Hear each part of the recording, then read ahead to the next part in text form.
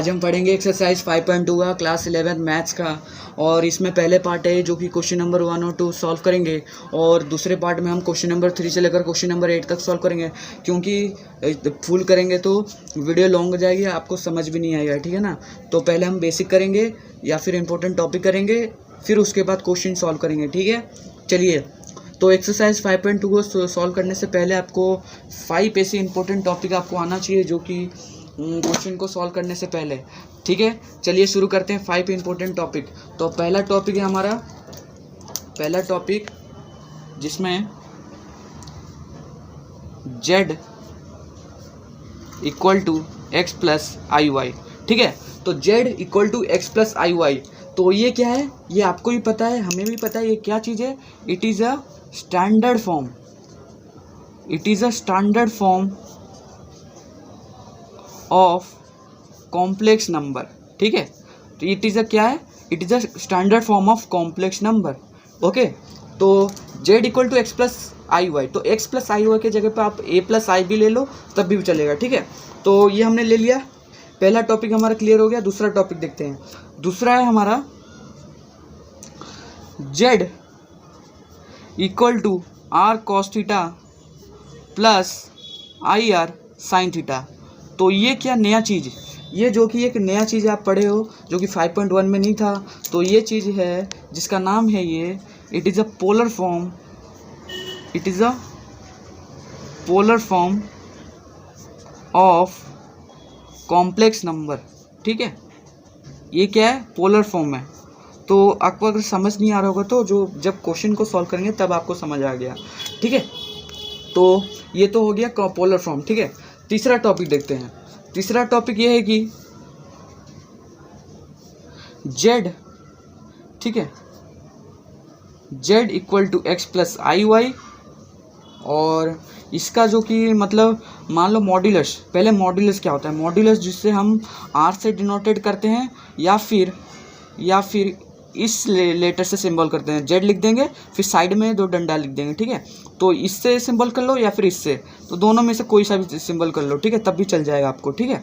तो इसका फॉर्मूला पहले समझते हैं। फॉर्मूला क्या होता है, इसका फॉर्मूला होता है मॉड्यूलस का z equal to root under x plus x square plus y square, ठीक है। तो एक्स स्क्वायर और वाई स्क्वायर कौन है, ये है, एक्स ये है और वाई ये है, ठीक है, ओके। और ये क्या है, मॉड्यूलस है, ओके। तो ये हमारा आ गया। अब इसको प्रूफ करने के लिए भी आता है, तो प्रूफ के लिए एक वीडियो बनाऊंगा क्योंकि अभी थोड़ा लॉन्ग पड़ जाएगा तो आपको समझ भी नहीं आएगा, तो इसलिए मैं थोड़ी बहुत लाइन स्टेप बाय बता रहा हूँ, ठीक है। पहले बेसिक समझेंगे उसके बाद करेंगे। तो अब देखो टॉपिक 4 समझते हैं। टॉपिक 4 ये है कि टेन अल्फ़ा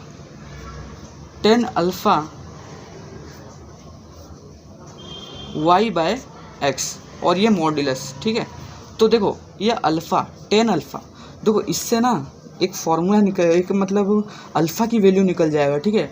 तो जो क्वेश्चन सॉल्व करेंगे तब आपको अगर समझ में नहीं आ रहा है ना, तो जब एक्सरसाइज को क्वेश्चन को सॉल्व करेंगे ना तब आपको समझ आएगा, ठीक है। तो अभी बस समझते जाओ कि ये जो टॉपिक बता रहा हूँ ये बहुत इंपॉर्टेंट है, जो कि आपके क्वेश्चन में काम आएगा, ठीक है। अब देखते हैं लास्ट टॉपिक। लास्ट टॉपिक ये है कि आर्गूमेंट से रिलेटेड है। क्या है, आर्गूमेंट। तो आर्गूमेंट जो कि पहले ही क्वेश्चन में जो कि निकालने के लिए आएगा, तो आर्गूमेंट क्या है वो देखते हैं। तो ये मान लो कि क्वाड्रेंट है, ये क्या है, क्वाड्रेंट है, ये है वाई एक्सिस, ये है एक्स एक्सिस, और ये क्या है, first quadrant, second quadrant, third quadrant और ये फोर्थ क्वाड्रेंट, ठीक है। उसके बाद क्या करो, ये आर्गूमेंट है, ठीक है। अब देखो थीटा कैसे निकलेगा, अगर मान लो थीटा फर्स्ट क्वाड्रेंट में है तो अल्फ़ा जो थीटा हो जाएगा वो हो जाएगा alpha, theta equal to alpha. और दूसरे वैसे ही देखो, अगर फर्स्ट में पॉजिटिव है लास्ट में नेगेटिव है, इसको याद करने का ट्रिक ये है कि अगर फर्स्ट में पॉजिटिव है चौथे में इसके सामने तो क्या हो जाएगा, माइनस अल्फ़ा हो जाएगा, जो पॉजिटिव है वो माइनस में हो जाएगा। वैसे ही सेकेंड में देखो theta equal to pi minus D है, पाई माइनस अल्फ़ा है, सॉरी, तो पाई माइनस अल्फ़ा है, तो वैसे ही जो माइनस में है वो पॉजिटिव में हो जाएगा, तो ये अल्फ़ा और ये माइनस, ठीक है। तो ये याद रखने का सिंपल सा ट्रिक हो गया, जो प्लस में है वो माइनस में हो जाएगा और जो माइनस में है वो प्लस हो जाएगा, ठीक है। तो ये था आर्गूमेंट, जो कि बहुत इंपॉर्टेंट टॉपिक, इसमें से मैं बता रहा हूँ जो जो इंपॉर्टेंट है वो तो बता दूंगा। ये दोनों तो आपको याद हो जाएगा आराम से, ठीक है। ये तो बस आपको कुछ नहीं करना, बस आपको देखना है, समझना है। सबसे इम्पोर्टेंट टॉपिक क्या है, ये है मॉड्यूलस। मॉड्यूलस का मतलब फॉर्मूला आपको यू शुड बी लर्न, और ये जो कि 10 अल्फ़ा वाला ये तो आपको याद ही हो जाना चाहिए, तो ये आराम से याद हो जाएगा। फिर आर्गूमेंट, ये वाला बहुत चीज़ इंपॉर्टेंट है, ठीक है, क्योंकि लास्ट में ही काम आता है, ठीक है। सबसे एंड वाले पार्ट का ये चीज़ है आर्गूमेंट, ठीक है। तो बेसिक हमने कवर कर लिया, ठीक है। उसके बाद आगे देखते हैं। तो फाइनली हम एक्सरसाइज 5.2 में आ गए। 5.2 का पहला को पार्ट बोल रहा है, पहला पार्ट ये बोल रहा है कि find the modulus and argument of each of the complex number given in the exercises 1 to 2, okay. जो एक्सरसाइज 5.2 में जो क्वेश्चन और 1 और 2 में जो कॉम्प्लेक्स नंबर दिया है उनका मॉड्यूलस और आर्गूमेंट निकालना है। तो मॉड्यूलस आर्गूमेंट जस्ट हमने पिछले पार्ट में डिस्कस किया था, बेसिक वाले पार्ट में, अभी जस्ट समझाता है। चलिए डिस्कस करते हैं, पहले शुरू से एकदम पहला क्वेश्चन सॉल्व करते हैं, पूरा स्टेप बाय स्टेप जो भी बताऊंगा उसको प्लीज़ फॉलो करो। चलिए शुरू करते हैं। तो फाइनली पहला क्वेश्चन है z = -1 और -i√3, ओके। तो पहले हम लिखेंगे पहला step, on comparing complex number z = -1 -i√3, ठीक है। जो क्वेश्चन में वो लिख देंगे विथ किसके साथ हम कंपेयर करेंगे, पोलर फॉर्म के साथ, ठीक है। तो हमने polar form, okay, polar form of complex number, जो कि पोलर फॉर्म का क्या होता है अभी जैसे समझाया था, r cos theta plus ir sin theta, ठीक है। उसके बाद हमें जो कि हमने कंपेयरिंग करेंगे तो हमें क्या मिल जाएगा, v ऑफ v10, ये मिल जाएगा कि z नहीं, z क्योंकि LHS सेम है तो RHS हम निकालेंगे। तो देखो r cos थीटा की वैल्यू क्या आ जाएगी, r cos थीटा की वैल्यू हो जाएगी हमारे पास दोस्तों -1, और जिसे हम मान लेंगे पहला इक्वेशन। दूसरा इक्वेशन देखो, वैसे ही r sin थीटा की वैल्यू क्या आ जाएगी, -√3। देखो इसमें गौर देने की बात हो रही है, आपके पास डाउट आया होगा कि मैंने आई क्यों नहीं लिखा यहाँ पे, r cos थीटा तो यहाँ पे लिख दिया, आई क्यों नहीं लिखा। आई इसलिए नहीं लिखा कि क्योंकि इस वाले में भी कॉम्प्लेक्स नंबर में जो दिया है क्वेश्चन में उसके पास भी आई है और इसके पास भी आई है, तो ये आई क्या हो जाएगा, कैंसिल हो जाएगा, तो 1 बच जाएगा। तो 1 × √3 क्या हो जाएगा, -√3, ठीक है। तो ऑलरेडी माइनस था तो हमने लिख दिया, ठीक है। तो इसको पहला और दूसरा इक्वेशन मान लिया। उसके बाद क्या करेंगे, दोनों इक्वेशन को क्या करेंगे, स्क्वायरिंग करेंगे, फिर सम करेंगे, ठीक है। तो यहाँ पे लिख देंगे r cos² theta plus r² sin² theta equal to -1 का स्क्वायर फिर -√3 का स्क्वायर, ठीक है। अब देखो r क्या है, दोनों में कॉमन है, तो यहाँ पे r² कॉमन ले लो और यहाँ पे cos² theta plus sin² theta और यहाँ ब्रैकेट, ठीक है। उसके बाद देखो -1 का स्क्वायर क्या हो जाएगा, +1, और वैसे ही -√3 का क्या हो जाएगा, +3, क्योंकि √3 क्या हो जाएगा, +3 हो जाएगा। अब देखो यहाँ पे एक चीज़ गौर देनी पड़ेगी, देखो इक्वेशन में तो हमने यहाँ पे इम्प्लाइज लगा देंगे, ठीक है। इम्प्लाइज लगाना बहुत ज़रूरी है क्योंकि इक्वेशन में, ठीक है। उसके बाद देखो यहाँ पे हमारा आंसर क्या आ जाएगा, r² और यहाँ पे 1 बच जाएगा। देखो क्यों 1 मैंने यहाँ पे लिखा, क्योंकि 10th क्लास में हमने पढ़ा था cos² थीटा या फिर sin² थीटा का सम करेंगे तो 1 ही होता है।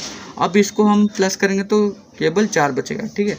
अब देखो, अब हेंस r की वैल्यू क्या आ जाएगी, r की वैल्यू हो जाएगी +4 जिसकी वैल्यू हमारे पास +-2 आ जाएगी, ठीक है। और ये जो कि हमारा मॉड्यूलस था, ठीक है, मॉड्यूलस हमारा निकल चुका है। तो यहाँ पे लिख देंगे, यहाँ पे ऐसे लिख देंगे कि hence the modulus of complex number z = जो हमें क्वेश्चन में दिया है उस कॉम्प्लेक्स नंबर का जो हमारा मॉड्यूलस आया है, जो r जो जिससे हम सिंबल करते हैं मॉड्यूलस को, वो हमारा वैल्यू आया है इज +-2, ओके। ये हमारा क्लियर हो गया, मॉड्यूलस हमारा निकल चुका है। अब बस केवल किस में ध्यान देने की ज़रूरत है, आर्गुमेंट, ठीक है। तो पहला क्लियर हो गया, पहला स्टेप, ठीक है। दूसरा स्टेप यहाँ पे लिख देंगे, हेंस हमारा लिख चुका है। उसका टेन अल्फ़ा, अब tan alpha y by x का मॉड्यूलस, ठीक है। अब देखो वाई क्या है, देखो बेसिक में हमने समझाया था z equal to x plus i y, तो उसी हिसाब से एक्स की वैल्यू -1 ले लो और आई वाई, यानी कि वाई क्या है √3, ठीक है। तो वैसे ही वाई की जगह पे हम लिख देंगे -√3 और यहाँ पे एक्स की जगह पे यहाँ पे लिख देंगे -1। ये क्यों लिखा हमने, क्योंकि जो ये y है ये x है, तो x और y, ठीक है। अब देखो ये कैंसिल हो जाएगा, माइनस माइनस, केवल √3 बच जाएगा, ठीक है, ठीक है। केवल क्या बच जाएगा, √3 बच जाएगा। उसके जगह पे हम कैसे प्रूफ करके देखते हैं, ठीक है। तो यहाँ पे हम लिख देंगे, अब देखो √3 जो कि 10 डिग्री में 1060 में आता है, ठीक है। तो यहाँ पे लिख देंगे, इसके जगह पे देखो √3 के जगह पे हम 1060 लिख सकते हैं, और 1060 के जगह पे हम क्या लिख सकते हैं, π/3। क्यों, पाए की वैल्यू 180 होती है और नीचे 3 है, तो कैंसिल होकर 60 आएगी, तो दोनों बात क्लियर बराबरी होगी, ठीक है। तो ऐसे लिख दिया, आसान हो जाएगा। तो 10 कैंसिल होकर अल्फ़ा की वैल्यू हमारे पास, सिंपल सी बात है, अल्फ़ा की वैल्यू हमारे पास आ जाएगी π/3, ठीक है। ये अल्फ़ा की वैल्यू π/3 इतना क्लियर हो गया और आपने कर लिया। उसके बाद आगे देखते हैं क्या करेंगे। आगे ये करेंगे कि अल्फ़ा की वैल्यू हमारे पास π/3 आ गया था, तो आगे देखते हैं। आगे ये लिखेंगे कि द कार्टेशियन, ठीक है, the Cartesian form of given complex number, ठीक है। हम देखो कार्टेशियन ना अपने से नहीं बनाना है, बस आपको दे दिया, क्वेश्चन में ही दे दिया आपको आंसर, ठीक है। तो क्या दे दिया है, देखो यहाँ पे x और y की वैल्यू दे दिया है, तो x की जगह पे यहाँ पे लिख दो -1 और y की जगह पे -√3।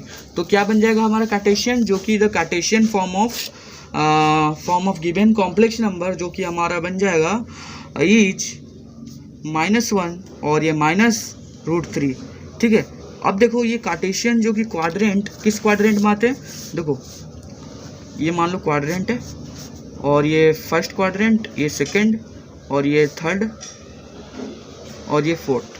अब फर्स्ट क्वाड्रेंट में क्या होते हैं, प्लस प्लस, और दूसरे में क्या होते हैं, माइनस और प्लस होते हैं।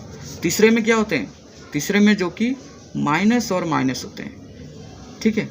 उसके बाद चौथे में क्या होते हैं, चौथे में ये प्लस है और ये माइनस है, तो यहाँ पे प्लस और ये माइनस। अब ये माइनस माइनस किस क्वाड्रेंट में, थर्ड क्वाड्रेंट में। वैसे ही ये देखो इस क्वाड्रेंट में माइनस माइनस आ रहे हैं, तो ये थर्ड क्वाड्रेंट हो जाएगी। तो यहाँ पे लिख देंगे hence theta lease in third quadrant, okay, third quadrant लिख देंगे। और उसके बाद हमारे ये निकल गया थीटा किस जगह पे, हमें पता लग गया कि थर्ड क्वाड्रेंट में थीटा है। अब ये कैसे निकालेंगे, देखो आर्गुमेंट, देखो आर्गुमेंट क्या होते हैं वो देखते हैं, दोबारा समझा देता हूँ आर्गुमेंट क्या होते हैं, ठीक है। आर्गुमेंट यानी थीटा। अब देखो मैंने ये बता दिया। अब यहाँ पे अगर थीटा फर्स्ट क्वाड्रेंट में, तो थीटा इक्वल टू क्या हो जाएगा, अल्फ़ा हो जाएगा।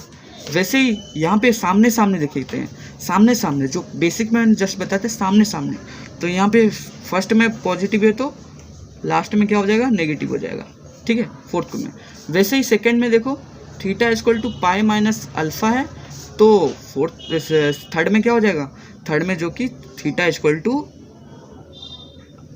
पाई, ठीक है, अल्फ़ा माइनस पाई, जो माइनस में है वो प्लस में हो जाएगा, और वैसे ही जो प्लस में है वो माइनस में हो जाएगा, ठीक है।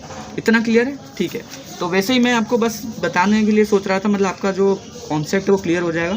तो argument is equal to theta is equal to alpha minus pi, ठीक है, क्योंकि ये थर्ड क्वाड्रेंट में, ठीक है, ओके। उसके बाद अल्फ़ा की वैल्यू हमारे पास जस्ट हमने बताया था, अल्फ़ा की वैल्यू कितनी आई थी, अल्फ़ा की वैल्यू π/3 आई थी, ठीक है। उसके बाद पाई, तो पाई की ऐसे रख दो, उसके बाद नीचे 1 रख दो, ठीक है। अब बस कुछ नहीं करना है, आपको बस एलसीएम लेना है, एलसीएम लेके आपको बस 3 कर देना है, और ये पाई और ये 3 पाई, ठीक है।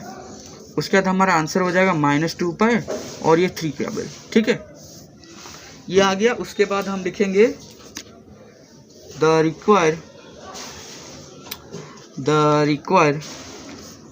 पोलर फॉर्म, ठीक है, द रिक्वायर पोलर फॉर्म